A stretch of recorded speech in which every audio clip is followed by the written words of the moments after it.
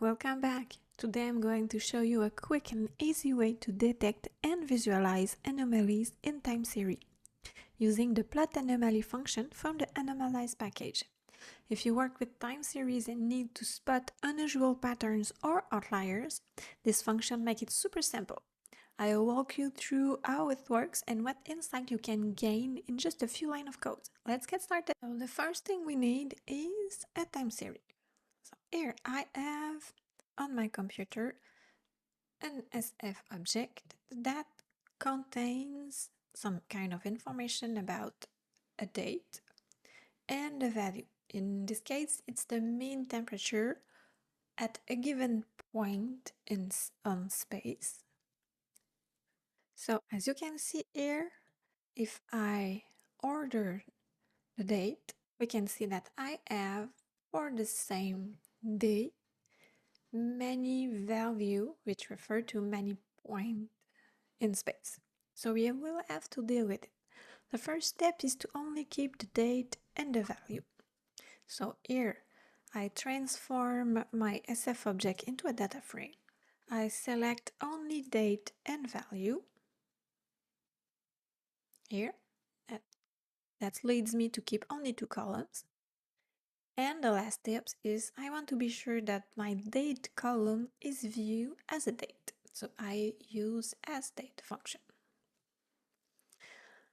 Okay, so our goal here is to visualize the anomaly of a time series. So for that, we need to load the Anomalize package, which is where all the plot anomaly and all the time decomposition and Anomalize function lives.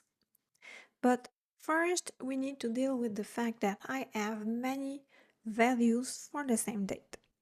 So taking my temperature data frame, I group by date and I summarize the value for each date. So I want all my points in space to be summarized with a mean. Doing this, I'm going to have only one value, which is the mean for each date, which is exactly what we need to feed the time decompose and the Anomalize function. So here the time decompose separate the time series into seasonal trends and remainder component, and the Anomalize apply anomaly detection method to the remainder component. So if we run this block of code, we're having here a figure that represents our time series. So each black dot here is an observation in our data set. So one value or one observed value for a point in time. So in our case, for a day. And in this figure, we can see that there's a red dot with red circle around them. That color or that shape and color is used to identify anomalies.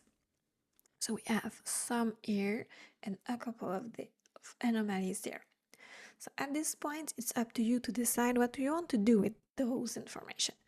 You can choose to treat them as anomaly if you can really prove that they're anomaly, or you can choose to leave them here in your dataset and keep in mind in your analysis workflow that there is anomaly in your dataset. Another way to plot time series is to use exactly the same workflow and use the function plot anomaly decomposition. Here, if you have only one time series, as we have here, it gives you a little bit more information. So we have the observed value here, and it's exactly the same information that we had in the previous plot.